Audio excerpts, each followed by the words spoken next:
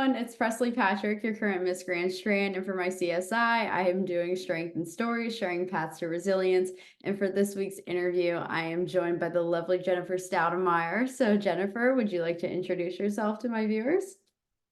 I am Jennifer Stoudemire, and I am the head writing instructor and program director for Dream Writers. Yes. So, Jennifer, why don't you tell us a bit about Dream Writers, what exactly it is? So Dream Writers is a horseback riding program for people with special needs. Our mission statement is to provide an opportunity for people with special needs to benefit from equine assisted activities in a safe environment. We have been in existence since 1998. We're in Lexington, South Carolina. And ultimately, we just share our horses with anyone who has special needs, any kind of a disability. And our special needs might go from autism. We have some young ladies that are coming to us with some anxiety and some depression. We even are dealing with some that are dealing with some suicidal issues from bullying at school. So we've even we're starting to branch out into that. Absolutely. So, what inspired the founding of Dream Writers back in 1998? Oh, it has a long story, and I'm not going to give you the whole long story. Just the Cliff Notes version is fine. So I have a special needs brother who is 40. He's going to be 44 next month. Mm-hmm. He is both physically and mentally disabled. And I have done horses my whole life. My mom did horses since she was a little girl. And I just watched him grow up. He rode with me, and I saw the impact it had on his life. My mom volunteered with different programs. She and a riding instructor, we used to live in Greenville, did a program, and then she worked with a program here, and I would come along and volunteer, clean stalls and tack and whatever. 1998 was my senior year in college. Mm-hmm. I realized that I couldn't play and be a college student anymore. I had to grow up and get a career. And this just kept coming back to our family. Really, the seed was planted really before my brother was born, but it was time. So my senior year in college, everything just fell into place, and our family pulled together. My dad was an engineer at Michelin, and he had a good understanding of how business worked. And my mom was plugged into the special needs community, and I was plugged into the horse community. I rode on the USC, the University of South Carolina varsity equestrian team, and I'd shown all of my life in 4-H and dressage in some of the shows here. So I knew a lot of those people, and everything just came together. So that's kind of how it started in 1998, but it had a seed long before 1998. Sure. So can you share some examples of how these equestrian style activities have positively impacted some of your clients? There are a lot. We just finished. So this weekend I did the state Special Olympics equestrian competition, and we had involved in those. Yeah. So in 1999, my first experience was I just took horses. We didn't have athletes ready, and so I've had 3 athletes went to Ireland to the internationals, and then I had an athlete go to Greece to the internationals. So I just took 2 athletes. We're down a horse. And so I didn't quite have enough horses to take all of our athletes that normally participate, but I took 2 athletes this weekend. And, to hear the stories their parents were telling me, one has ridden with us since she was 4, mm-hmm. and just turned 25 Saturday at the Special Olympics horse show.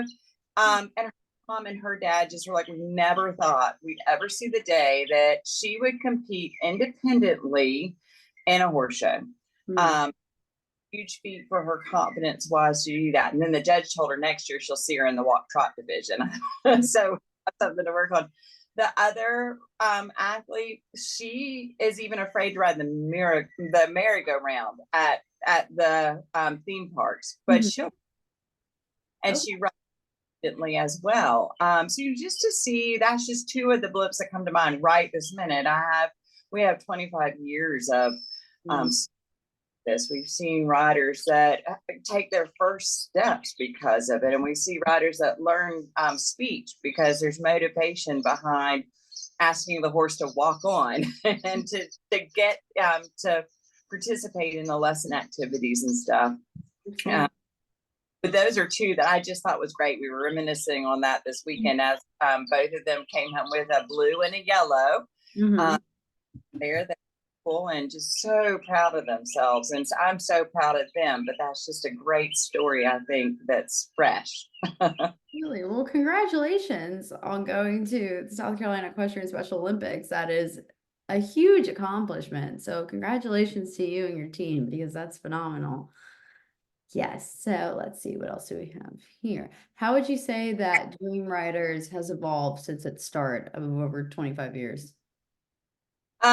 It's gone in a lot of different directions. We kind of go with the flow, wherever we always say, wherever the good Lord leads us, we walk. So we started with 8 athletes or eight riders and 2 horses. Now we like to say we do over 1,000 hours of equine assisted activities throughout the year. We have worked with children's homes. We've worked with Epworth. We've worked with Nancy K. Perry Children's Home. Nancy K. Perry hopefully will get back involved with us. COVID changed a lot. I think it changed a lot for a lot of programs, but it changed our program. It changed Nancy K. Perry, so they kind of fell off a little bit. They would come weekly and bring their kids for lessons. We realized that it was more about quality and not about quantity. So we have that's how actually our little Special Olympic rider became both of them such great independent riders, because I just focused on building their confidence and letting them really know how to ride. So, I think in evolving recently, COVID brought us to that point of just realizing that it's really concentrating on these riders and their skill levels. We came back from COVID with 10 riders that I called emerging independent riders. Some I wasn't sure, like actually these 2 young ladies, they rode with a leader and a sidewalker. And so, but let's just give it a try, And so over that course of time, while we slowly reopened, these riders, I was able to instill in them the knowledge and the skills they needed to be able to go ride without anybody leading the horse or sidewalking. So at that point, we realized, these riders they can do this. They just more one-on-one, a little more intimate support, if that makes sense. Absolutely. So I'm assuming you're not the only teacher there. So what kind of qualities do you look for in your instructors and your volunteers to ensure success with your riders? So actually, I am the only instructor here. Are you really? I am. I am. I wear the hats of barn manager, instructor. Oh, wow.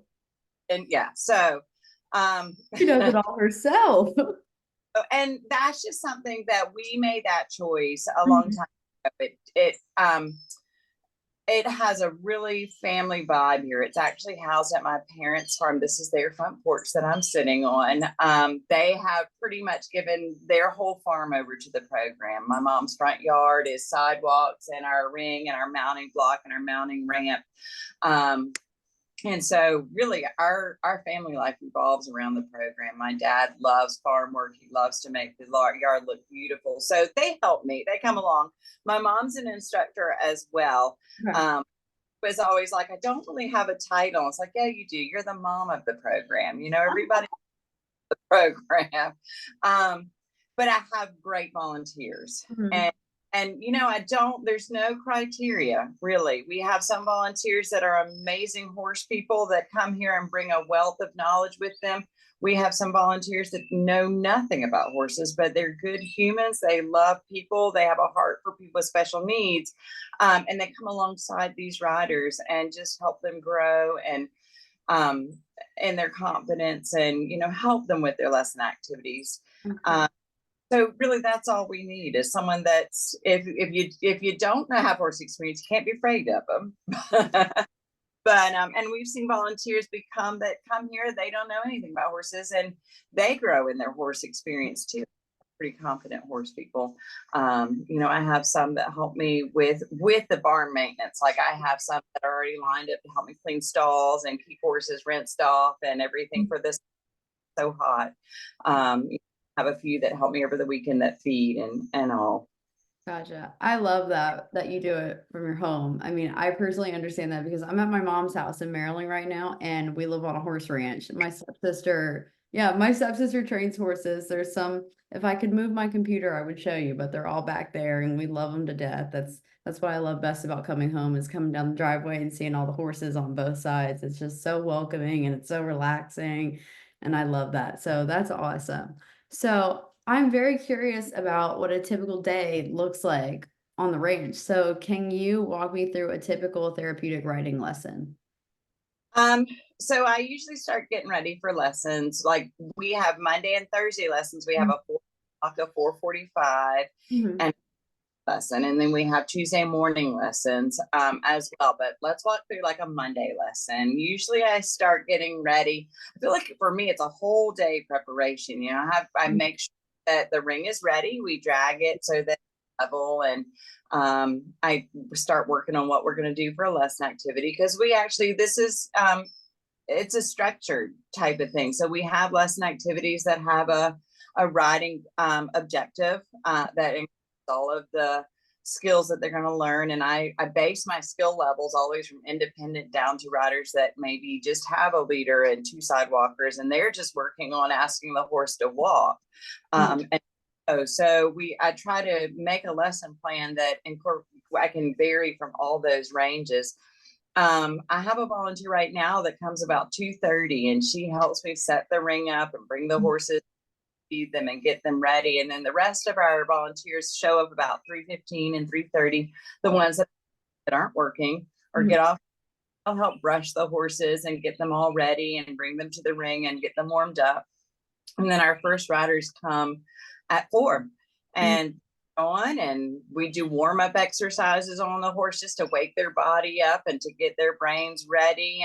Some of them have been sitting in school all day long, or some of them don't do anything but horseback riding, and they come from home, so they've been hanging out in the house. So we got to get all those muscles warmed up and ready, and then they do their lesson activity. And we always end with a cool down of a trail ride around the outside of the ring, but it's different and they love it. And then they'll dismount. So on Monday, actually, I left out that those riders actually like to come early and Uh-huh. help get their horses ready. So they come alongside whatever volunteer is brushing their horse and help brush Mhm. them.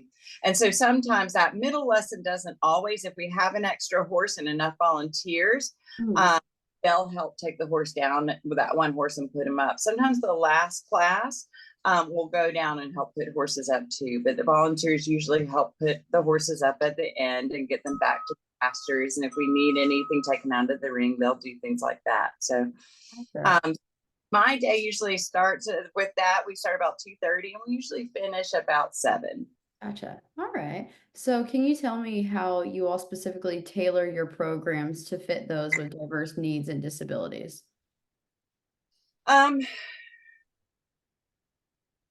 Really, that's just, kind of within our training of what we do. I've had some riders, so we don't use a lot of adaptive equipment. I've had some, they just ride in we actually use treeless English saddles. And I found that helps some of my riders with sensory issues even more when they don't sit on the hard tree. A lot of my riders would be real movie in the saddle, or they maybe hang off to one side. And Mhm. one of is our rock star of the program. She Molly is her name. She's a big Amish plow horse, but she kind of came with her own set of issues, and we feel like at least 10 saddles to try to fit her, and nothing works on her because she has damage from her harness from her Amish days.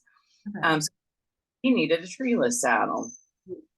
Oh, the change that it made in all of our riders, actually all of them ride in treeless saddles. So I found that's been a big adaptation for a lot of my sensory riders. That it just, and then the neat thing about that too is you feel so much more in the horse's movement. Some of our riders need to ride like in our bareback pad. It helps their muscles relax, and they can stretch a little bit more if they're contracted and they need that warmth of the horse to help them. Um, I'll make adaptations to lessons as well, to meet their skill level and their needs. Wherever they need, some of our riders that have hydrocephalus can't lean all the ways over, so we have to make sure we're careful with that. I had one rider that she had one arm. I'm also a para equestrian dressage certified coach. And so on that sense, we have to use our thoughts on how to adapt for riders that maybe have one arm. And so I had one rider that had one arm, and we adapted the reins, or we were able to make a quick release to go around the little bit of an arm she had. And then she was able to hold the reins with her other hand and ride very normally. Mhm. To that for her needs. So we just, you learn to be very creative and very. Absolutely. So can you tell us what the donations and funds, where does that go to in your program? Does that go toward the horses? Does it go toward equipment? What does that exactly go through for you guys? It goes to pretty much all of that. So we really don't pay, like we finally convinced my dad that we need to at least pay for the electricity. So we pay for that because we have a few horses in the barn under fans. We have a hot water heater so they can, get rinsed off in warm water and not cold water. And then, I mean, I don't think my dad would have spotlights in the front of his front yard otherwise if we didn't need to. We have to ride when people can be here. And so we have lights and stuff. So in the winter, we can ride during the dark. And then just the maintenance in general of the farm and the horses. These horses have a very special job. And so we're very careful in taking care of them. It's really hard to find another horse. And we're in the process of trying to find another horse. We just had one of our horses diagnosed with kissing spine, which is pretty much it is a career ending diagnosis for her. She can't be ridden, and she was starting to display behaviors that led to the diagnosis. So she definitely let us know that she was uncomfortable being ridden. It's very hard to find a horse that's suitable for this. So we just do everything we can. The chiropractor comes every 3 months, and the dentist comes, and the vet comes, and they get trimmed very well. So all that, I'm the only person that's paid, and I'm not sure, it's very minimal. So it doesn't really go into the salary of the employer. It goes straight into the funds of the program.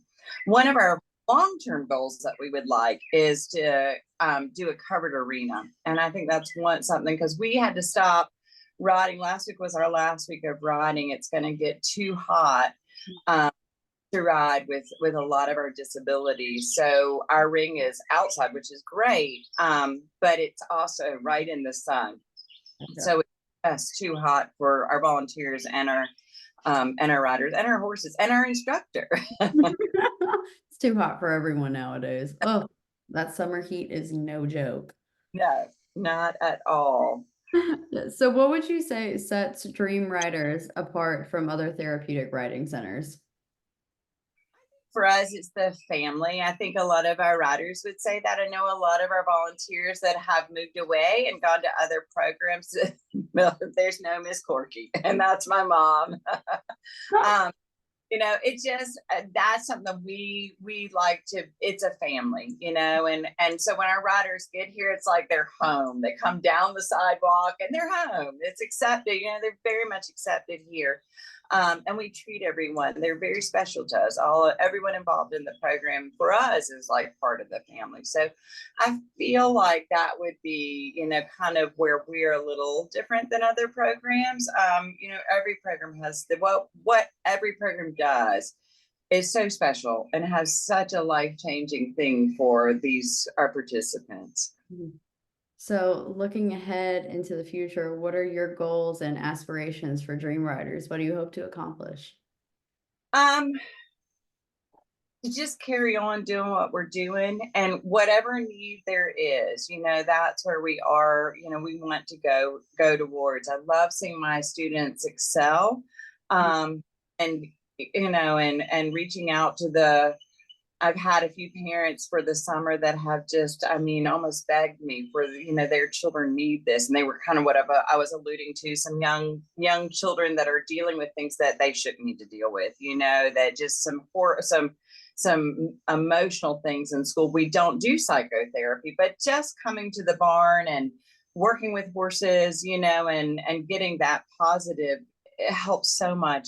I know it's helped me over my life. It gives me a safe haven, and if that's the direction we're going, then that's the direction we're going right now. But you never know. I'll go wherever we're led to go. Whatever door opens, I'll give it a try. So is there anything I missed that you'd like to add in that for anyone to know, or anything about you guys? I'm not sure. Do you guys have social media? You guys have an Instagram and Facebook, do you not? We have a Facebook. Facebook? Okay, perfect. Perfect. I will make sure to let everyone know your Facebook. That way they can find you guys on social media. I'm very excited.